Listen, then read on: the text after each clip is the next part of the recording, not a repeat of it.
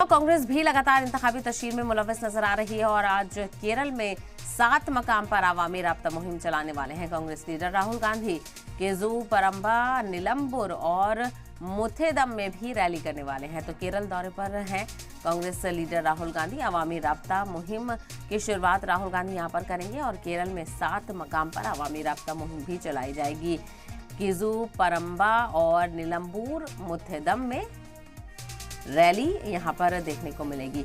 तो कांग्रेस भी लगातार लोकसभा इंतखाबात को लेकर काफी सरगर्म नजर आ रही है और जिन असेंबली हलकों में वोटिंग होने वाली है पहले मरहले के तहत, वहां पर भी लगातार इंतखाबी तशरीह देखने को मिल रही है। तो कड़ा मुकाबला यहां पर एनडीए वर्सेस इंडिया अलायंस देखने को मिलेगा और इसी के चलते कांग्रेस भी अपनी ज़मीनी सतह फिर से मजबूत करने की कोशिश की जा रही है। हालांकि इंडिया अलायंस के साथ तो है ही, लेकिन अकेले तौर पर भी लगातार इंतखाबी तशहीर की जा रही है कांग्रेस के हक में और पूरे इंडिया अलायंस के हक में वोट मांगने का सिलसिला भी देखने को मिल रहा है।